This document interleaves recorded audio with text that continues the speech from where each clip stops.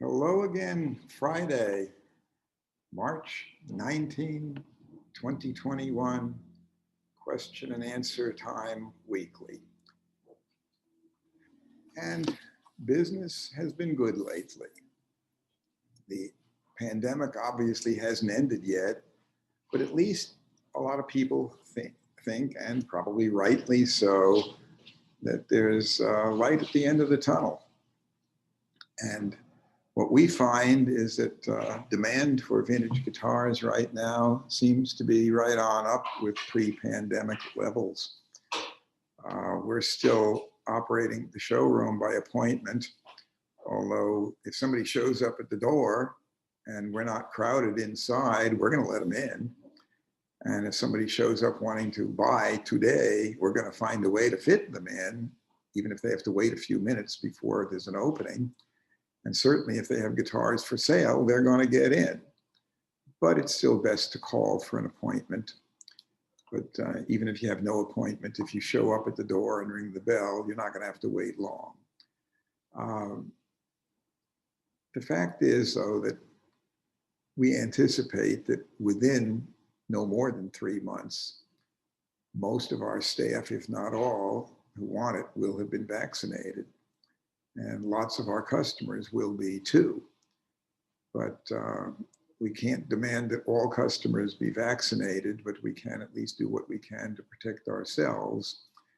And we've survived this remarkably well. There were times early on, a year ago, when everything went into lockdown, there were those lurking fears that our 50th anniversary could be the last. But actually, we adapted remarkably well and have emerged all the stronger so far as management, organization, and we have been thriving. And the market is certainly thriving. Companies like Martin and Gibson, Collings and Taylor, and all the major manufacturers are back ordered. And some of them are having real difficulty keeping up with the demand, partly because they were closed for a couple of months and it's hard to make up for that, but also because even now some of them have social spacing, which is limiting their capacity within the factory. But that is at least looking like there is light at the end of the tunnel pretty soon. So there's a lot of people who also started playing during the pandemic or getting more and more interested in guitar, who, if anything, are likely, when things are over with the pandemic and they have more freedom to move around and go places and have a good time, are more than ever likely to be interested in even more guitars. There may be a few who started out during the pandemic to pick up guitar and learn to play, and just after the pandemic ends may not continue, but I think that's going to be a minority, and they're not the ones who bought the very best guitars from us, and they're probably not the ones who are tuned in listening today. But overall, the guitar market has been remarkably resilient, and business has also been remarkably resilient for those who managed well. So at any rate, we have plenty of questions from listeners.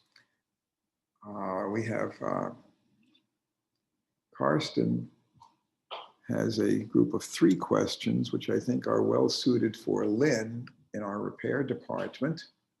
So I'd like to introduce Lynn, and he is very, very well qualified. There are some areas when it comes down to repair, since he's the hands-on guy, not the only one, but certainly one of them, and very, very skilled at what he does, particularly on electrics, where he is extremely well qualified to address these questions. And I'm going to introduce him right now. Here he is, Lynn Croson, to answer 3 questions.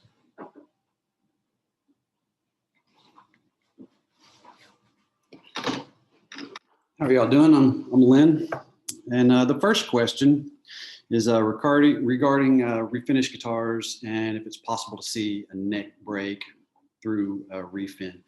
And Not always. If it's done correctly and done well, you may never see it, but it can still be done correctly. And over time, you can see evidence of it because you've got really, really hard lacquer that's cured over the years. And then over the damaged spot, it's possible to have newer lacquer filling in spots that have flaked out and disappeared because of the damage. You might have to drop fill. You may have newer lacquer that's filling up that crack. And that newer lacquer, it can show up. It can show up just by the tension of putting strings on it. It doesn't mean that the repair is breaking again. It's just that newer, softer lacquer that, you know, a peg head break, you've got a crack on the top, you put pressure on it, and sometimes you can see where that was just because the newer lacquer is flexing and the older lacquer isn't. So over time, you can see a lot of repairs, but that doesn't mean that you're gonna see it. And there are ways to get through that. I mean, you can let it cure for a longer time before you actually put it together, and that may help you. There's different things like using different sealers that can help depending on the repair. But, you know, doing it, you never really know if it's going to show up or not. And if it does, a lot of times you can go back and resand it a little bit. I've got one right now that is one of mine. It's a 57 Junior, and I bought it with a previously repaired peg head break. And it's been 5 years, and I'm just now starting to see it sink where the repair was. And it's not bad. It's not breaking again. It's just the difference in whatever they filled the crack with.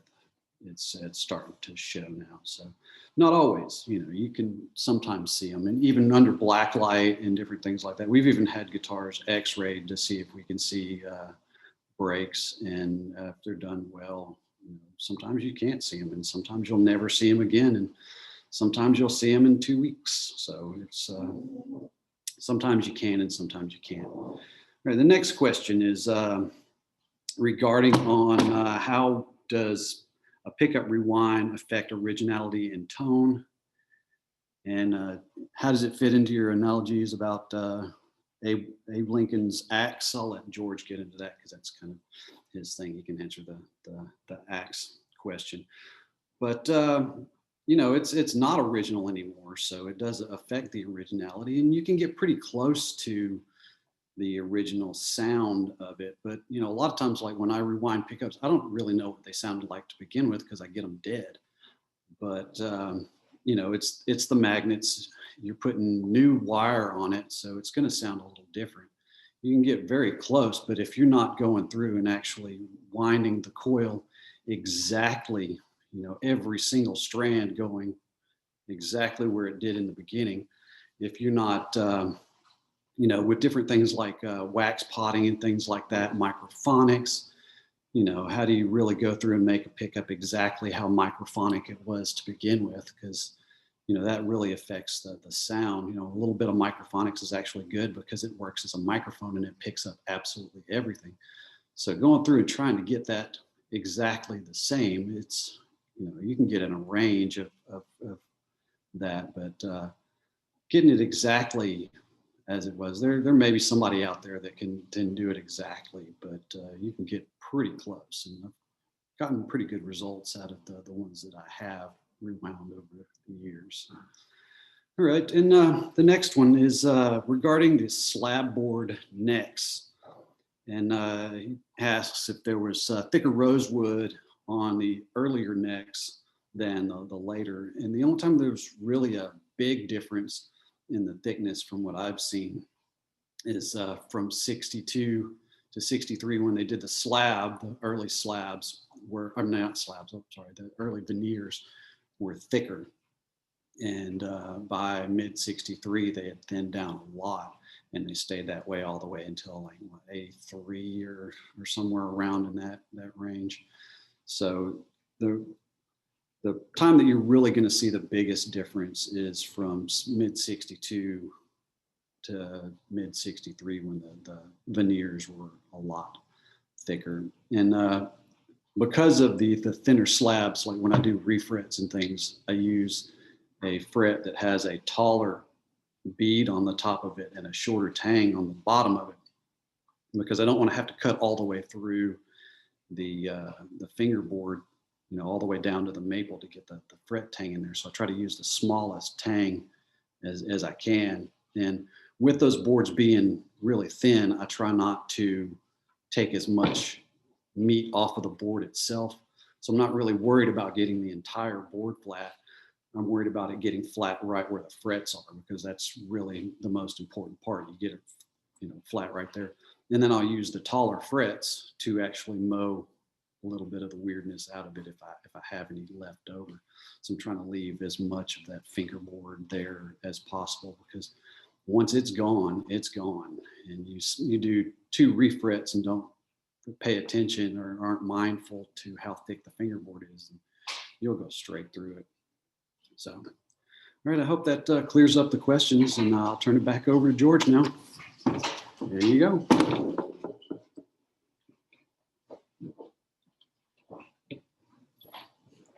Okay. Now, obviously, when he's talking about slab boards and thickness, we're talking about Fender guitars. This is not Martin or Gibson. Sorry. This is strictly Fender instruments.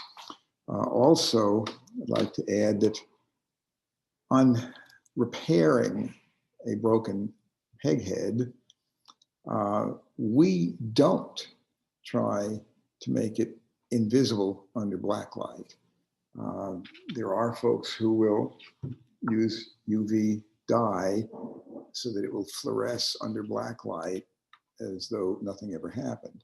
Whereas if we don't, it will fluoresce greenish under black light in the old finish, and any new touch-up will just look black, dramatically different.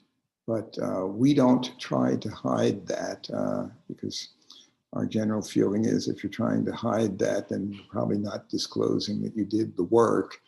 And we do disclose that we did the work. And if somebody's buying a guitar, they should have a right to know what work has been done that you're aware of, because it does impact market value. Another point about that Lynn did state that usually if we're rewinding a pickup, when it comes in, there was a reason to rewind it. It wasn't sounding good before. When we got it, it was either dead or not producing much sound. There was something defective there. So we really don't know how that particular one sounded. It's a rare event that somebody takes a guitar that is marvelous sounding and in perfectly good order and goes ahead and decides to rewind the pickup. That would be not a very wise move. Typically, guitar with rewound pickups will bring a bit less, but the fact is our success rewinding is good so far as getting fine sound. And keep in mind also that not all those original Fenders and Gibsons sounded alike. Those pickups were hand wound, and some of those old Teles, 52, 3, 4, whatever, the pickup bobbin is wound so thick you can see that it's bulging, and others, it didn't even fill up the bobbin. Maybe somebody was in a bit of a hurry and didn't put as many winds on, so they don't all sound the same. Some are just magical and others are not. So fact is that when we rewind, we cannot guarantee that it sounds exactly as it once did, but typically, if somebody's rewinding, they don't even know what it sounded like originally because they didn't play that particular guitar with that particular pickup working right. The other thing is, of course, it makes a big difference if you first play it through an old Fender tube amp that was pre-CBS, and then you rewind it and you play the same guitar through a Marshall or through a transistor amp, it won't sound the same. So you have to compare it with the same or a very, very equivalent amp. And the other fact to keep in mind is that the body of the guitar, even if you've rewound the pickup, the neck and body are still the same. and the bridge is still the same. So the way those strings vibrate is going to be the same. Now that pickup, a really good pickup, will pick up better than a mediocre pickup. But if you can take a great pickup and put it on, instead of, if it came off of a 52 guitar that sounded vibrantly alive and you could really hear good tone and sustain and quality even before you plugged it in, and you can do that even on a solid body guitar. If you take the pickup out of the 52 model and put it into a 1972 model that feels like it's filled with lead and has Zymac bridge saddles and doesn't sound very good played acoustically, the great pickup is still going to be influenced by the vibration pattern that neck, body, and bridge produce. So there's a lot of variables. At any rate, that pretty much covers my thoughts on that particular issue. Jerry Black asks, just have to ask, what music are you listening to currently? And actually, I don't personally listen to a whole lot of recorded music, but I get to hear lots of live music here. So it's whoever comes in. And about a month ago, I went down for a day and hung out with Norman Blake and enjoyed listening to him for the day. And we ended up doing business, but it was also a lot of pleasure involved. I've known him since '69. We get a lot of great players through here, and I get to listen to them often enough in some fairly lengthy jam sessions. And I personally like jam session music. To me, jam sessions are an instrumental conversation, whereas a performance and a recording is usually like a scripted stage play. They're not the same. The jam sessions may have a bit of a rough edge to them at times, but there's a lot of creativity going on, and there's a lot of new ideas being exchanged, and there's a certain vibrancy and aliveness to them that has always appealed to me. And as long as I've listened to music, which is quite a few years, I've found that jam sessions are the music that appeals to me. And it's whoever comes in who's really good, mostly acoustic, but that's as far as the jam sessions, is not as much electric jamming here. It would be loud enough, it would disrupt business throughout the building. So a really great electric jam at rock volume is not what we really want here. We do have an amp room and people can crank it up, but it's a fairly small area. And it's not something that we get a lot of big jam sessions going with. But on acoustic, especially upstairs here on the second floor, that's a lot of the stuff I enjoy listening to.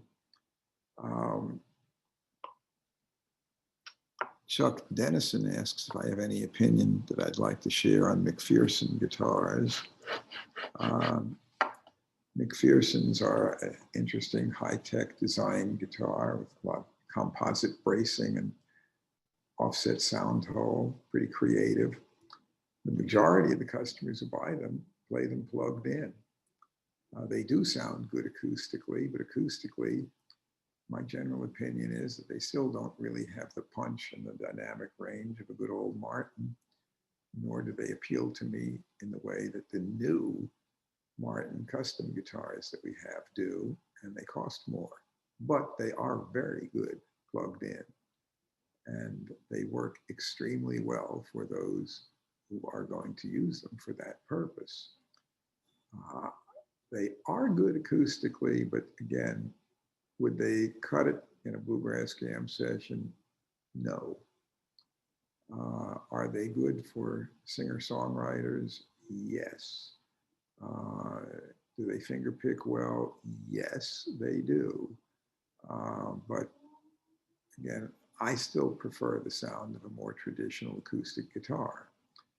However, those who use them on stage and in the studio do very well with them. They are good instruments. And the Mcpherson carbon, the graphite fiber guitar actually works very well, is well designed. It looks very much like their acoustic guitar, but a bit smaller. And they play well, they sound pretty darn good, and you can be playing them in Death Valley one day and in Key West the next with totally different temperature and humidity, or you can go to Telluride, Colorado, high up in the high altitude where it's very, very dry. And you might have been in the jungle rainforest the day before. They don't go out of tune. They don't warp. They don't twist and crack with that change. They've tested them at 140 degrees Fahrenheit for a week. It doesn't ruin them. You can run them down to minus 40 Fahrenheit. It doesn't ruin them. They can be exposed to saltwater air by the beach. It doesn't ruin them. And they're very reliable as a stage guitar. And if you're going to be playing an outdoor concert at night, when otherwise it'd be dew settling and dripping off your guitar, by golly, they're the right thing for it.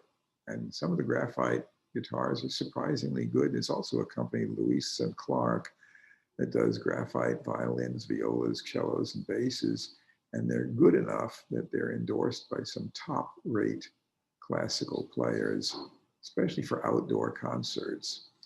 You don't want to take your Stradivari or Del Gesù Guarneri $10 million violin to play outdoors in hot sun or on an evening when the dew is settling. But you can sure take the Lewis and Clark, and the Lewis and Clark sounds surprisingly good. So anyway, I think there's a place for the Mcpherson guitars. Their wood body and their composite body, they are good instruments. Jeff asks, of the various woods, Engelmann spruce, Sitka spruce, red cedar, koa, and European spruce, which are the most, at this time, are the most difficult to order for a guitar top and are the most at risk for not being available in the future? Well, I think that all of those spruces are, in general, available. And if you're willing to pay the price, they don't all cost the same. Red spruce will cost more than Sitka or Engelmann or the cedar. But European spruce is pretty expensive, but it's not all the same. There's more than one European spruce. You can get Alpine spruce or you can get Carpathian spruce. They're both very good. And you can also get cedar, that's a reddish cedar, or you can get the Port Orford cedar that's almost the color of spruce. And cedar is still pretty readily available. Sitka is the most available at this time. Engelmann spruce is still reasonably available. My personal favorite of the bunch would be red spruce or Adirondack spruce, which is the same species, red spruce, which grows all the way as far south as Tennessee at high elevations in the Smoky Mountains, and as far north as even into Nova Scotia at much lower elevation. But the climate comes out where it likes a cooler temperature.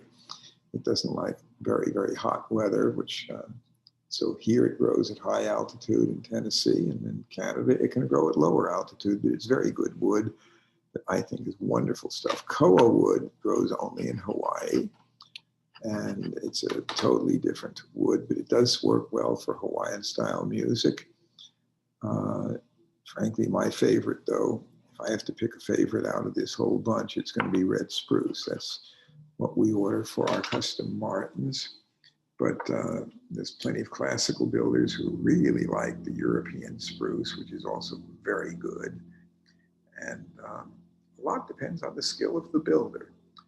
The fact is, a skilled luthier can produce good instruments out of any of these woods, although the one that's the most different is koa wood. Koa wood just doesn't sound like spruce or cedar. It's a different animal.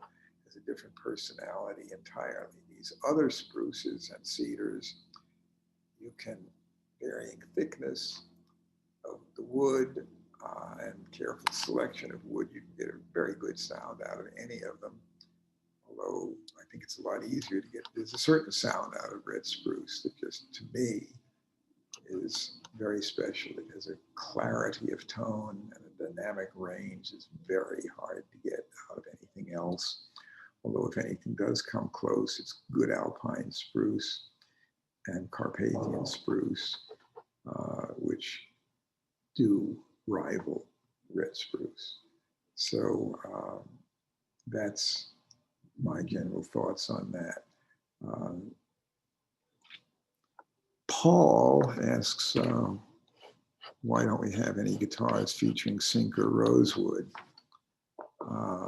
Well, rosewood is not a wood that's like spruce or even mahogany that you might consider floating down the river to get into the sawmill.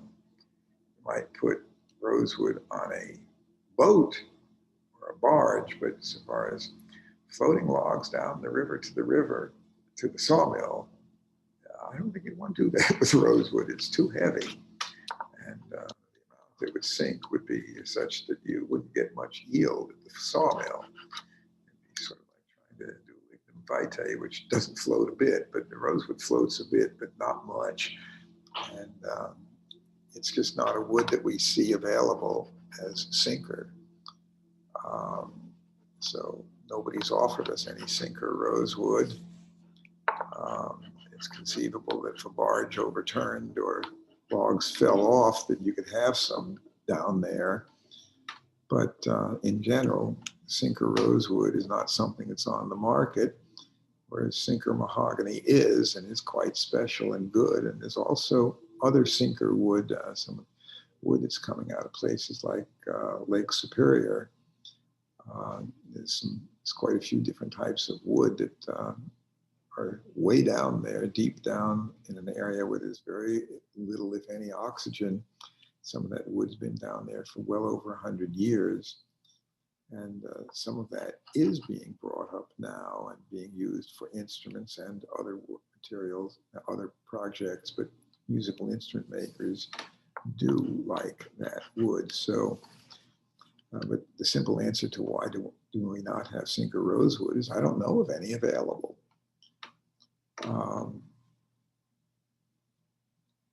Mike C. asks about some Gruhn's trivia without revealing private information. I was wondering what was the most shop ever paid for a guitar, and what is the most someone paid for a guitar from your shop, and what were those instruments? And he says, I'm betting they were pre-war Martins both times. Well, that bet would be wrong. We haven't sold any for more money than I got on consignment for Maybelle Carter's guitar, which is now L5 model, made in '29. It's on display at the Country Music Hall of Fame. And that went for $575,000. But the story doesn't quite end there. It's on consignment. And the person who bought it as a benefactor of the Hall of Fame and was going to donate it turned out to have used embezzled money to do it. And so there was a bit of dispute on that that fortunately didn't ensnare me, but the Hall of Fame ended up doing a benefit and fundraiser, which helped pay off that guitar. But that was a consignment. And yeah, we've had a few instruments that have brought not quite that much, but very few. And most of the highest priced items were on consignment, where the owner got 90%. So we didn't necessarily make as much on some of those high-end items. We've had a few things that, that we've bought and paid as much as $100,000 plus for a guitar. And we wouldn't hesitate a moment to spend $200,000 or more for some of the right items. But typically, the people who own most of those type items are well aware of what they have and want to consign them rather than sell them outright because they can maximize their return. So it's a very rare event that we really can buy a high-end instrument where it leaves us a substantial, huge margin.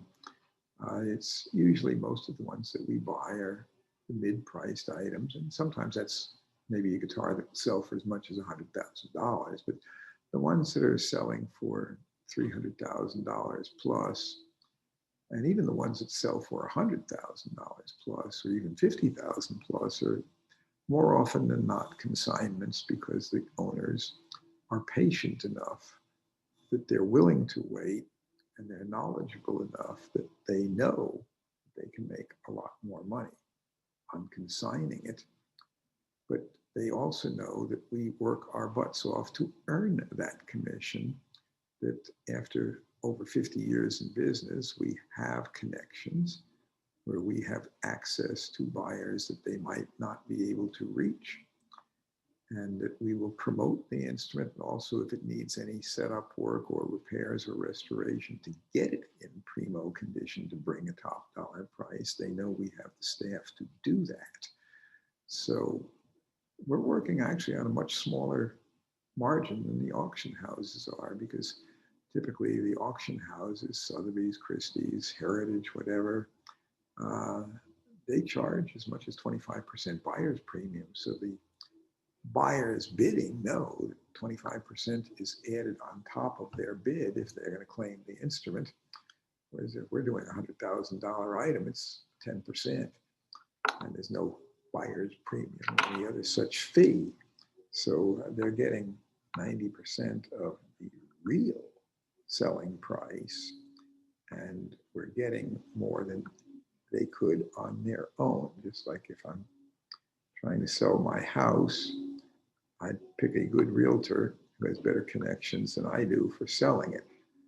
But some things I know well, like instruments, I don't consign to somebody else to move them. But even on things like if I get a very high-end Italian violin, I'm inclined to consign that to a violin dealer who has the right connections with symphony people worldwide, because he'll earn his commission and he'll get more for it, and I'll get more for it through him than I could have done on my own. So anyway, so much for that.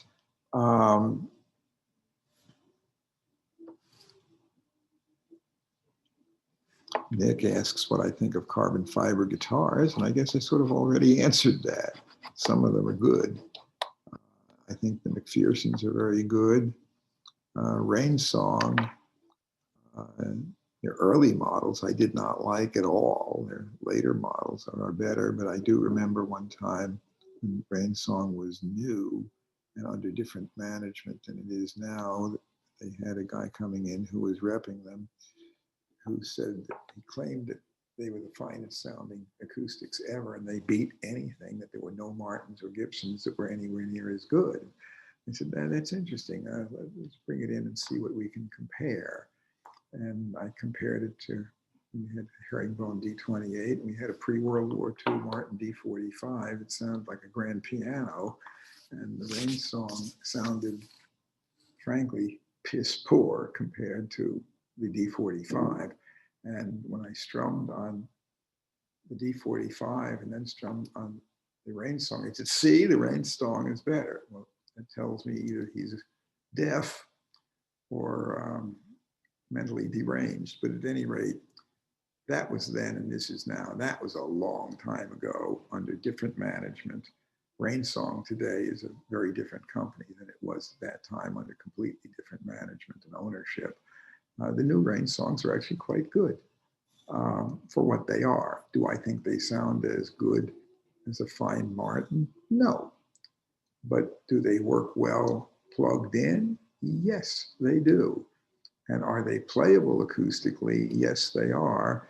And would I take my old D45 Martin, or even any Martin, out to some of the music festivals like in Galax, Virginia, where they jam well into the wee hours of the night, and where the instruments are literally dripping wet? It's called the Smoky Mountains for a reason. It ain't fires, it's fog every night. And I remember one time going there. I used to go every year. I don't now, but I used to. remember one time I had a tent with a canopy because I was camping there on the grounds. And in the morning, you could push up on the canopy and about a quart of water fell off and it hadn't rained. That was all from condensation. And instruments by 1 a.m., 2 a.m. in the morning when the jam sessions were going on were dripping wet. And I'd say a graphite fiber guitar is the ideal guitar for that, even if it doesn't sound quite as good to my ear as a good old Martin or as a good custom shop new Martin. The point is, times change, and some of these companies have gotten pretty good. And the quality of some of the graphite fiber guitars is actually pretty good. And as I commented earlier about the Lewis and Clark violins, the composite violins, they're remarkably good. They sound as good as many wood violins, but do they beat a Del Gesù or a Stradivari? Absolutely not. But they're playable enough that there are good players. Even Yo-Yo Ma endorsed their cello. So this is an instrument that is usable on stage, and in the right settings, it may be the best thing, the best option. At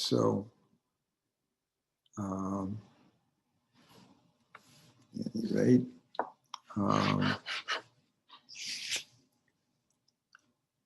John from Wilmington, North Carolina, has a question about, says, recently I've been informed that my Gibson acoustic, which was purchased new in 1971, is a JGO model. I've never heard of this model. Can you provide some information on this model, such as how it was constructed? Was it a low-end model? And how does it compare to the J45 model? Is it related to the Gibson LO model? And the answer is it has no relation to the LO model, which was a model going back in late 1920s and into the 30s. But the JGO was a budget-priced dreadnought-sized guitar made only from 1970 through 1972. They also made a 12-string version, JG12, 16-inch wide dreadnought guitar, square-shouldered body shape, natural finish top, mahogany back and sides, and instead of having a black finish on the front of the peg head, it was just natural finish mahogany and had edge binding only on the top. So far as what did the JGO look like, here'd be a picture of what a JGO looked like and still looks like. There's one thing about that, it looked like that when it was new, and if you take care of it, it can still look like that. And you can see pictures of guitars when they were new, and then look at the same guitar if it was cared for, and 50 years later, it may look the same. And we occasionally see guitars that are 75 years old, or even 100 years old, that have virtually never been played. It stayed in the closet or under the bed, and they can look virtually new. From the back, that's what the model looks like. So far as the front of the peg head, that's what it looks like. It's one of the few Gibson models that had no black stain on the front of the peg head, which looks, I think, kind of plain, but these are a model that really doesn't bring much on today's market. For one thing, the early 70s was not a golden era for Gibson quality on their acoustics. Their electrics of the early 70s were still decent and playable. Not as good as the ones from the 60s, but still usable on stage. But some of the acoustic guitars of the early to mid 70s from Gibson were, frankly, nothing short of horrific. They were just not very good. But the current market value for good condition JGO is only about $750 to $800.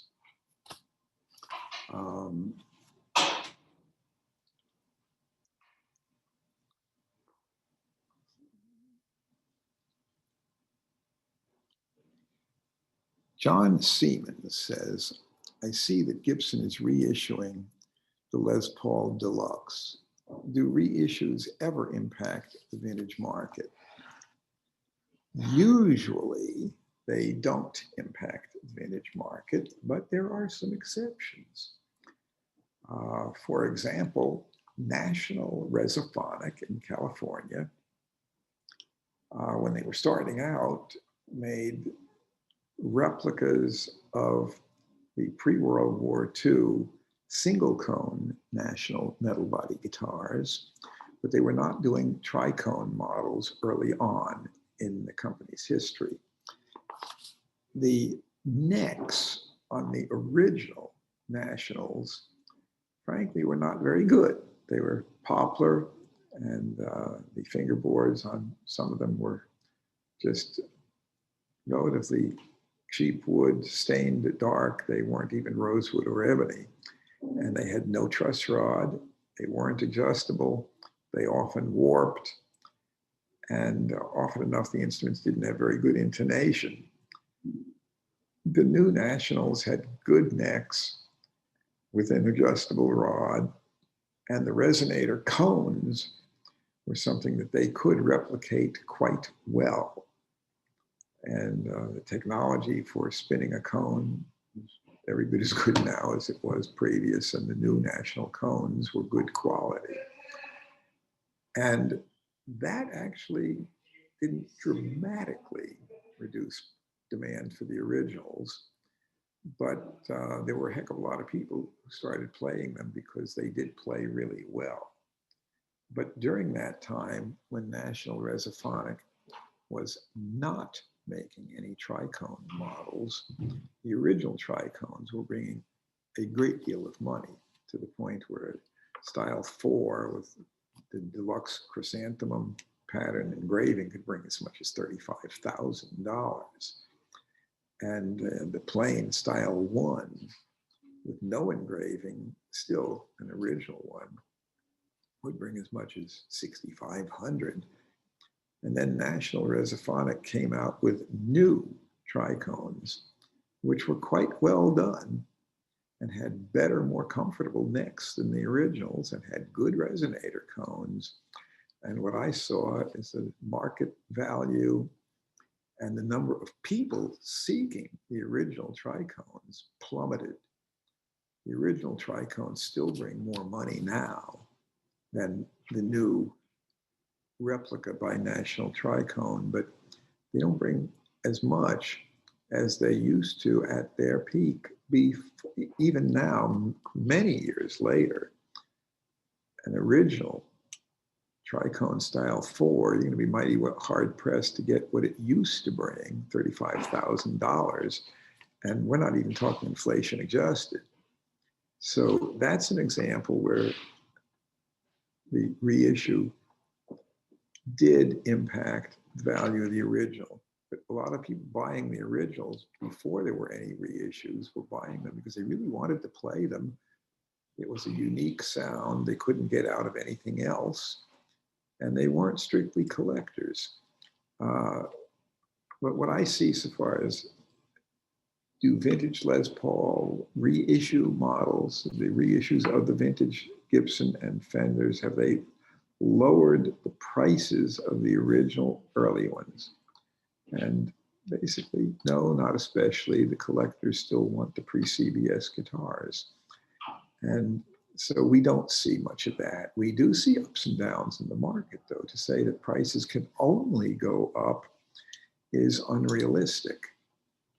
The crystal ball that I have doesn't really tell me exactly how much things are going to bring in the future, but the fact is, I still do have the crystal ball right here. Needed, it's right there in front of my desk, and put something right up on it, it magnifies it, and it's right side up. But if you look through it, everything is upside down. You can even see in this, just looking at part of it, you can see what you see the guitars, they're upside down. Well, the world is upside down. So that's about the way our world is right now, trying to predict the future. But what I can say is that prices can fluctuate, and some things bring less money now than they did after a bubble.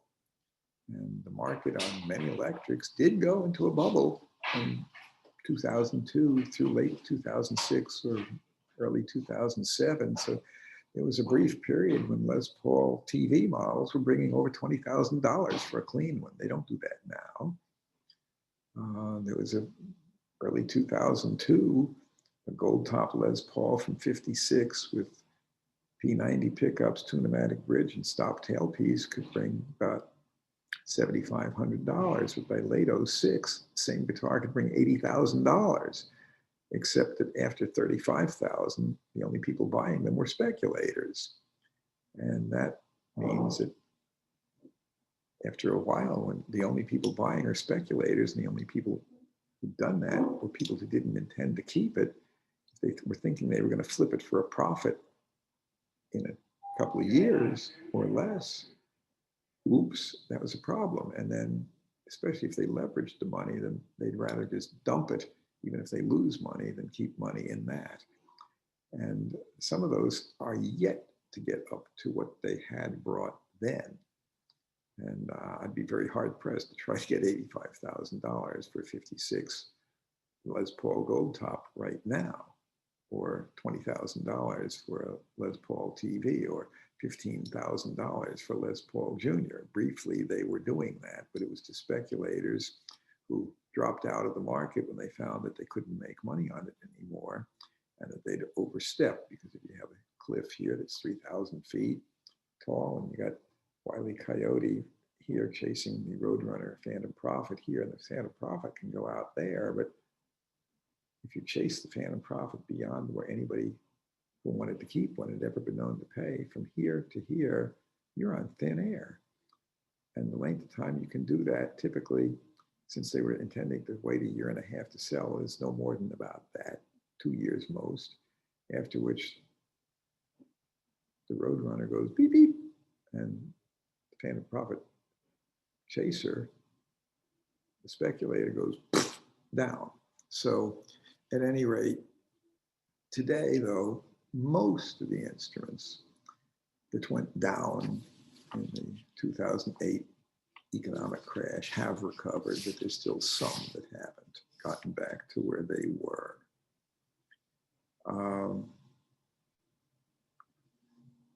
Fred Parker III asks, what's a 1976 Tele in good shape worth? And a 76 Tele is not highly collectible.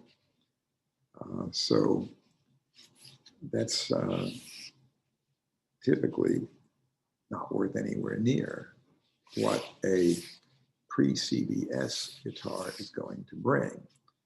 The first one that's squeaky clean, it's old enough it conceivably might push 3,500, but still what you're getting into is that's a utility guitar rather than a truly collectible guitar. There are a few items made in the 70s that are really collectible now. Rosewood Kellys from the late 60s are collectible. A few Les Pauls from the 70s that are, for example, 54 reissue limited edition Les Paul Custom that was made in the early 70s. That's pretty valuable. It's a good guitar. Or the medallion model Firebird 5 Gibson, that was a remarkably good rendition copy of the original Firebird 5 reverse body. Those are valuable, but most of the 70s electrics are not collectible, but are going to be priced based on utilitarian appeal, unless you have something where it's your favorite artist had one and maybe has collectability due to your favorite celebrity artist having one just like it, but otherwise not much. Craig Lemster asks, what are my thoughts about the Adamas guitars from Ovation? As long as I'm on the subject of graphite and carbon fiber guitars. Well, the Adamas model was a composite guitar, and it had a graphite fiber top. They were quite expensive when new, And they also had phenolic impregnated neck and fingerboard. So they were very high tech and quite expensive, far more expensive than any standard Ovation model of that time. My opinion is that they weren't worth the money. They have not kept up with inflation. And I don't view them as highly collectible. I view them as an interesting historical oddity and not something that I think of as being a particularly great accomplishment. But the Ovation guitars in general with the bowl back sold in pretty good quantity, primarily based on the fact that they were endorsed by Glenn Campbell and that they were one of the first guitars on the market to have a rather good acoustic electric pickup. And the pickups plugged in sounded better than almost any other available at the time. Although it wasn't too long before other companies started making good acoustic electric pickups that could compete. And one of the ones that competed remarkably well was Takamine, made in Japan. The Takamine pickup system, if anything, frankly, was better than the Ovation system. And the guitar looked more traditional, and it didn't have a bowl back that would sort of slide out of your lap if you weren't careful. As far as I'm concerned, the bowl back was not a very good ergonomic design. So the demand for Ovations went down considerably, but interestingly enough, Kaman, K-A-M-A-N, company Charlie Kaman, made his real money on carbon fiber and other technologies used for helicopter rotors. And Kaman Aerospace was where the real money was, but Charlie liked to play guitar and he wanted to try using some of the same technology that he was so successful with on guitars. And since Kaman was doing hundreds of millions of dollars of business a year, it was a big corporation. Ovation could be his toy. And Ovation didn't have to make money. They had plenty of missteps, thick finishes that cracked, and of course they had all kinds of quality control problems early on. But the company endured, but after Charlie in a nursing home and no longer in a position to really control the company, the board quickly decided to jettison that and separate it from the aerospace division and sold the company, but kept the aerospace division going. So my general feeling on Ovation guitars is pretty negative. And they certainly are not highly sought after by any collectors that I know of who pay significant money for them. Joshua Abelson asks, what is a good parlor size guitar with a price range of $1,500 to $2,000? And actually there are multiple guitars available, even from Martin and Taylor and Larrivee, as well as imports, and also some of the JGO brand guitars out of Canada that are in the under $1,000 range are surprisingly good. So, because the term parlor guitar is really a rather nebulous term. It typically just means that it's a small body. But the original guitars that are typically thought of as parlor guitars made pre-1900 were designed for gut rather than steel strings. But today, people often talk about any small body guitar as a parlor guitar. And as I said, there's such a wide variety that I'm not going to try to nail down it to one instrument, but most makers make big guitars as well as little guitars. And those little guitars can be the same quality as big ones. So for Martin, for example, a single 018 that measures 13.5 inches wide is exactly the same quality construction as a D18 dreadnought. And that may suit what you're talking about as a parlor guitar.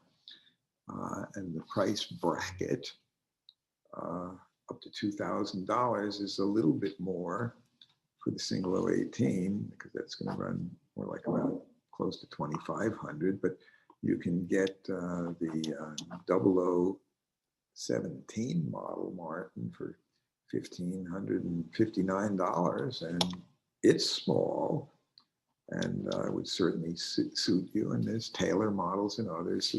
There's a variety, no problem there.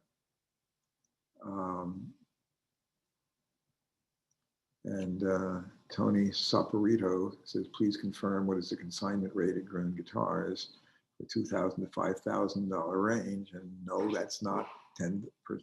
If we're discussing 10%, that's what I was talking about when we're in the range of $500,000. If it's a 100,000, it's still 10%. But no, we're not going to handle a $2,000 guitar for 10%. That's going to be about 20%. We have a sliding scale, and for those who have things they want to consign, we can discuss that. But no, we're not going to handle a $2,000 guitar for 10%. It's not worth the effort.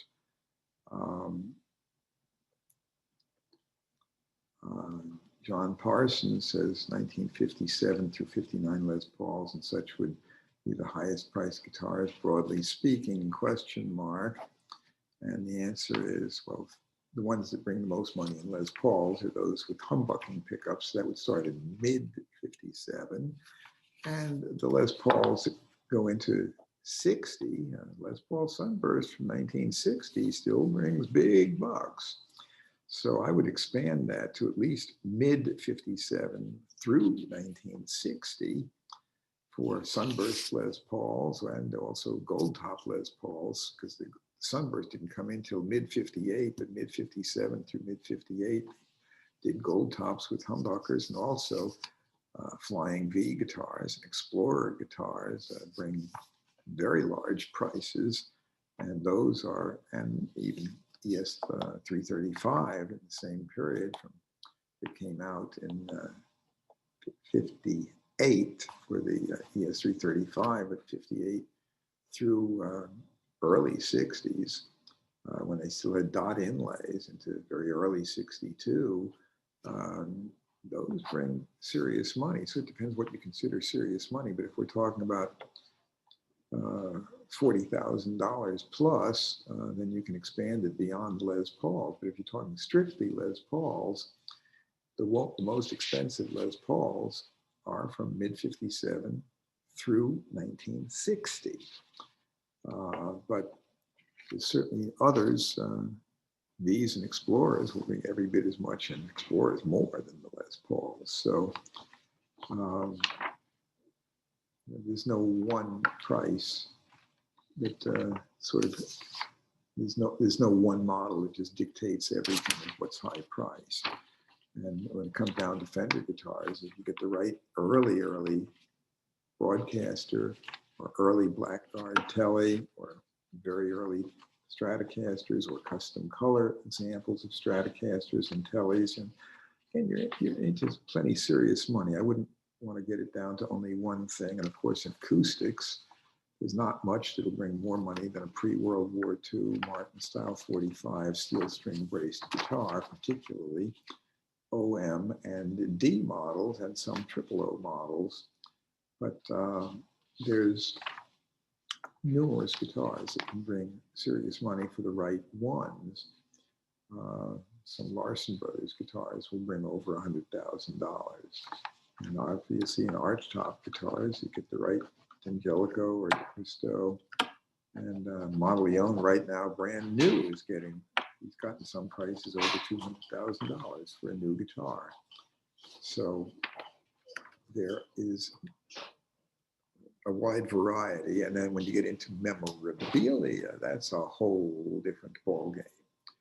So memorabilia, if Elvis owned it, or for that matter, you know, Kurt Cobain's D18E that sold recently for over $6 million at auction, and it took more than one bidder to get it up there. That's a guitar that wasn't really worth more than $3,000 as a guitar owned by Joe Blow, but I had no idea that Kurt Cobain would add that much value to a guitar, but somebody thought so. I don't think it's a good investment long term. 40 years from now, I'm not so sure anybody will give a bleep about Kurt Cobain. Whereas if it was John Lennon's guitar 40 years from now, they probably would still care. If it's Mozart's violin, they sure enough still care. But if it was Paganini's violin, they'd still care.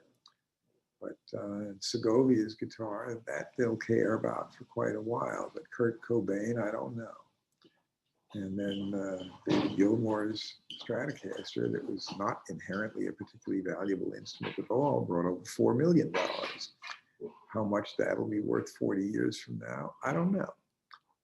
Memorabilia often, for many performers, has the lifetime of the original fans of that performer, but maybe not much longer than that as a high dollar memorabilia item. Some cross generational boundaries, others do not. And that's true even of painters. Some painters who are very successful in their lifetime don't seem to bring as much money after they're dead. Others, like Vincent van Gogh, who never sold a painting ever and ended up being highly depressed and finally committing suicide over that. His stuff, sure enough, has appreciated since and crosses generational boundaries as to its appeal. But not everything has that capability. There's another question from John P. Says, I was curious what you thought about new acoustic guitars made to be friendly for electric players, in particular the Acoustasonic models from Fender. Also wondering about your thoughts on the Martin SC13E.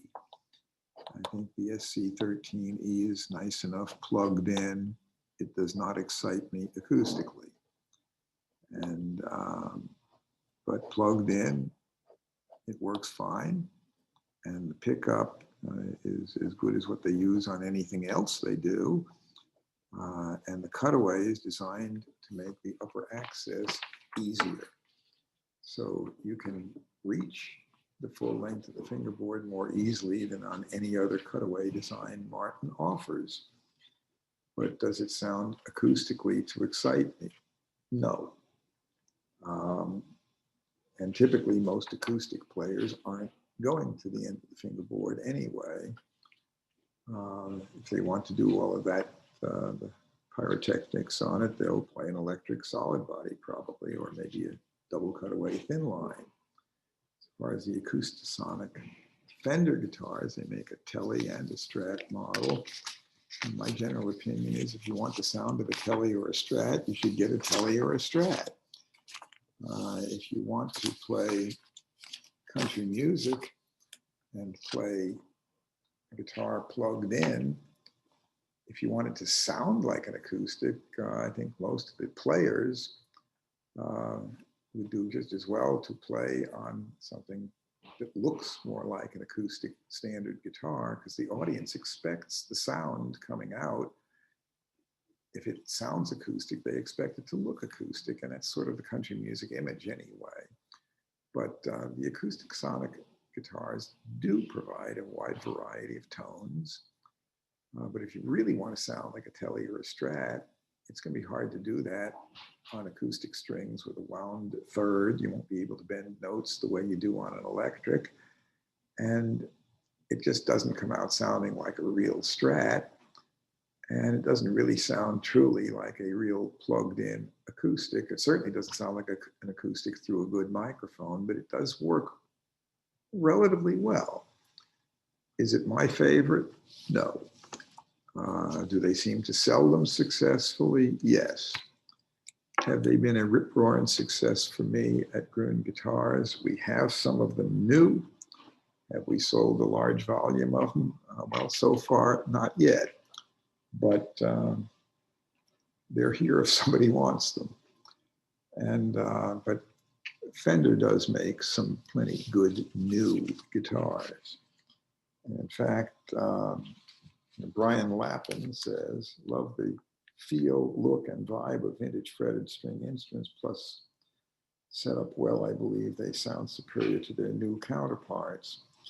I've never owned a Telecaster. I've owned and played old Strats, Les Pauls, near 345, Gibson banjos, etc. But like one for recreational use, being retired, I won't be paying $10,000 for a true vintage Tele or Esquire. Can you recommend some recent versions that would hopefully satisfy that itch? Well, the fact is, Fender's vintage series, and particularly their custom shop models, actually sound very good.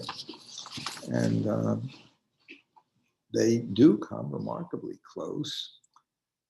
Their electronics are good, their construction is good, and I have no difficulty recommending them. If you want something that sounds like a Fender, my recommendation is get a Fender. There's a lot of Fender clones out there, but my own feeling is that rather than having a Fender clone, I'd rather have a real one. And the new ones are real, and they are good. Chuck Jones asked, is there a time period for Gibson Electrics you'd categorically stay away from? If you're a player, the answer is not really. I think the 70s, particularly early and mid 70s, are some of the worst they made. Frankly, the worst they made ain't all that bad if you set them up well. And even for early Fenders, early 70s Fenders, some of them can be set up pretty well, but they don't sound like pre-CBS. Jack Domichelle, are Fender Coronado Wildwood guitars collectible? Are they good players? They are mildly collectible. Are they great players? I'd much rather play an ES335 any day of the week. The Fenders are interesting looking, and the Wildwoods have the wood that they injected dye into the roots of the trees, and they got different colors. But the Fender Coronados are, the tops and backs are a bit, they're veneered and laminated, but they're not quite as thick as on a Gibson, and they don't have a center block. They don't really seem to have quite the rigidity that produces the best electric sound, and they have never caught on. They're mildly collectible, but not in high dollar range.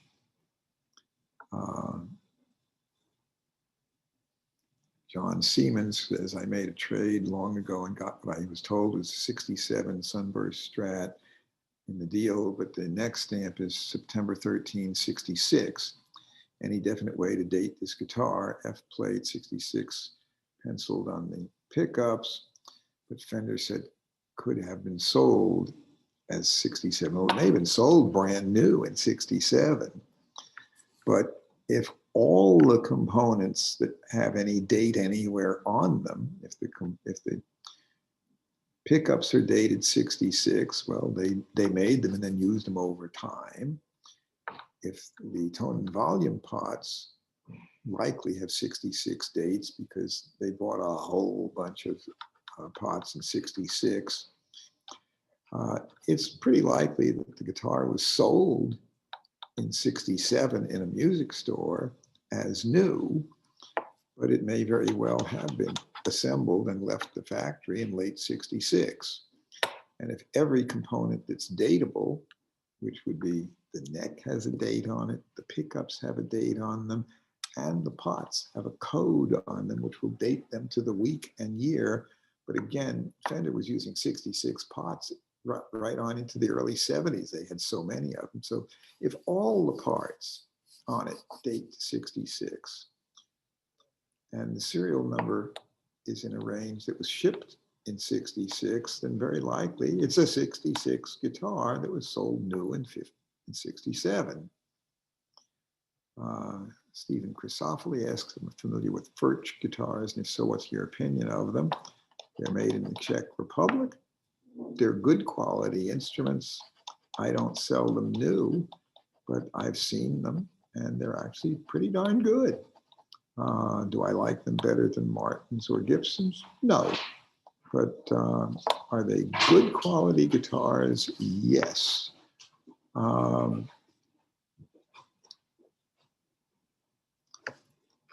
John Stepno says before he started his string company, the late John Pierce taught guitar on TV in England, then came to the US and worked for Martin in the 70s. Any idea what he did there? And he didn't do very much in the way of product development, but he did PR and he did workshops, and he started a string company, although frankly his wife did a lot of the heavy lifting on that, and she is today still running that company long after John died. And his wife is an excellent hammer dulcimer player and still continues what John started, and she's helped manage it from the beginning. Bruce Monaco asked, do you know anything about Smith guitars made in Hayesville, Kansas in the 70s? They made 18 strings as well as more traditional guitars, all with cutaways with a unique highly playable recessed neck. I'd like to buy one for sentimental reasons. I have seen a fair number of Smith guitars. They look quite a bit like a Gibson, but their cutaway design is much different than that. The 18-string guitars are sort of like a 12-string, except instead of having pairs of strings, they had triplets. There's an awful lot of pressure to hold together, but I don't see them often. And they are interesting curiosities. Do I see them bringing really big bucks? No. But if you send me an email so that I have an email address for you, if one comes by, I'll be happy to let you know. Before I sign off, I'd like to say that we've just gotten in, we bought out instruments from an interesting estate, and we have some really neat mandolins I can just show quick. We have all from one estate. Yeah, well, actually, let's see, first one from that would be I have a 1980 Monteleone Grand Artist mandolin in fine condition. Monteleone today charges a minimum of $50,000 to build anything. If it has ornamentation and inlay and binding, it's more beyond that. But this is a 1980 model. It's priced at $20,000. It's the Grand Artist model, which was his top of the line at that time. And actually, many of his current mandolins still resemble this. Mostly what he's doing today is guitars. But he still does some mandolins, and they are expensive. From the same estate, a Gilchrist mandolin made in 1998, style 3A, and very high quality instrument. Gilchrist is one of the finest mandolin builders alive today. Certainly his work is highly sought after. Beautiful workmanship, excellent quality, and squeaky clean condition, priced at $15,000, which is less than a new one. We have a F5 style mandola made by Brentrup in Minneapolis, and it's no longer producing instruments, but this is a fine quality instrument, priced at $10,000, and can't buy one new from him now, but this is an excellent quality instrument. And we have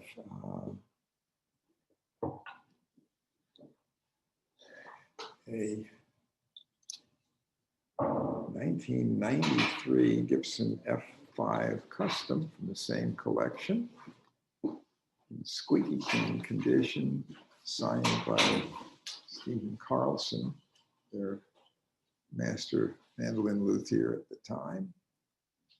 And it is an instrument that is priced at $7,000. And again, if you were to try buying anything equivalent new from Gibson today, it would cost more. And that's just from this one collection. We still have a wide variety of fine mandolins, including we have another Gilchrist, but this is not from the same collection. The ones I just showed you were all from the one group collection that we just bought. There'll be a few more coming out from the same collection in the next week. This is a Gilchrist that was made in 1980. And this is actually the year in which Gilchrist was working at my shop. I had first met him in '79. He visited the US, and he had some sample mandolins that were good, but not great, but I saw potential. I offered him a job, and he came in 1980 and worked at my shop. And he, for the first 6 months, did nothing but repair, particularly working on old Gibsons and studying them. I can't claim that I taught him everything he knows. He taught himself, shown the right pieces, which he'd never seen before. Because prior to his coming to the US in '79, he'd never seen a Lohr signed F5 except in a photo. He did a remarkably good job based on that, but 6 months of working at my shop, doing repair and study, and followed by 6 months of just almost manic phase building, including this mandolin I just showed, produced some remarkable instruments. And what he built in 1980 was so different than what he built in 1979 and earlier that it doesn't even look like the same person made them. But again, he absorbed information like a sponge. He was a very talented builder. And I'm pleased to say that I at least played a role in helping him to do that by giving him the opportunity to study. But it was he himself and his talent, his abilities that made that possible, because I didn't teach him how to make a mandolin. I just put him in a situation which enhanced his ability to teach himself. But we have a great repair team now. And the cross-fertilization of ideas that these people have with each other adds to something that is above and beyond what any one would do on their own. We have a team here, just like Joe Spann and I work together on appraisals. Joe has spent 40 years studying Gibson history, and he has meticulously collected records and cross-indexed this all on his computer files. And he brings something beyond what I could do on my own. We are more powerful together than either of us would be alone. And that's what we have here at Gruhn Guitars. We have a team. We provide knowledge, we provide service, and we hopefully have a good selection of instruments.